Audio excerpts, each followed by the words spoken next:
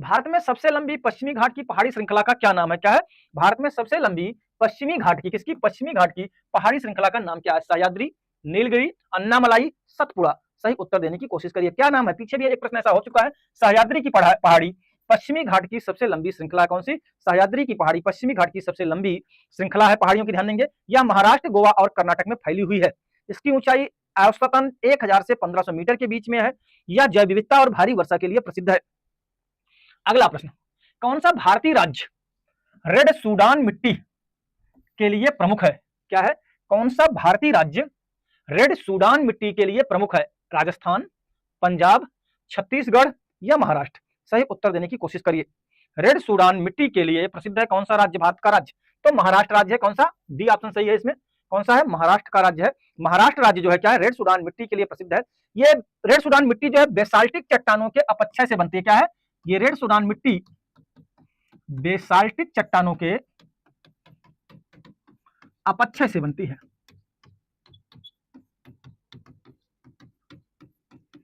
किससे बनती है? बेसाल्टिक चट्टानों के अपक्षय से यह रेड सूडान मिट्टी बनती है। Lovely Shukla ji, Subhashish, regular classes हो नहीं पा रही हैं आपकी, बाद में कर लिया करिए। प्लेलिस्ट में और लिंक में ये वीडियोज मौजूद होते हैं, क्योंकि 2000 प्रश्न बहुत ही महत्वपूर्ण है जो हमारी टीम बना करके लाई है। चलिए 607वां प्रश्न, भारत में सौर ऊर्जा उत्पादन के लिए सबसे उपयुक्त क्षेत्र कौन सा है? क्या है? सौर ऊर्जा के उत्पादन के लिए भारत में सबसे उपयुक्त क्षेत्र कौन सा है? थार का मरुस्थल, पश्चिमी घाट, उत्तर पूर्वी नदियां या पूर्वी राजस्थान की तटीय भूमि? सही उत्तर देने की कोशिश करिए कि सौर ऊर्जा उत्पादन के लिए सबसे उपयुक्त क्षेत्र भारत का कौन सा है? कौन सा है भाई? थार का मरुस्थल, राजस्थान। कौन सा है? तो थार का मरुस्थल। चलिए लवली शुक्ला जी, बाद में देखते हैं, अच्छी बात है, कोशिश करिए जुड़ने की, क्योंकि यहाँ डाउट्स भी क्लियर होते रहते हैं। 607वां प्रश्न, उत्तर दीजिए डी। डी नहीं, प्रश्न संख्या भी लिख दिया करिए, जिससे पता चले कौन से प्रश्न का उत्तर आप लोग दे रहे हैं।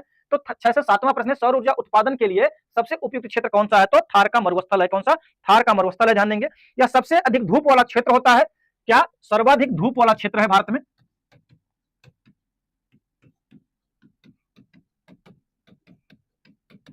इस क्षेत्र में जो धूप की औसत है, क्या है?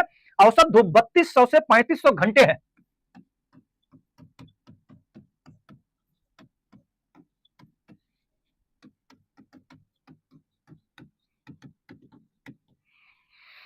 क्या है? औसत धूप जो होती है वो 3200 से 3500 घंटे के बीच वार्षिक है, ध्यान देंगे। यह सौर ऊर्जा उत्पादन के लिए बहुत ही उपयुक्त क्षेत्र है। क्या है? सौर ऊर्जा उत्पादन के लिए बहुत ही उपयुक्त क्षेत्र। चलिए अगला प्रश्न, 608वां प्रश्न,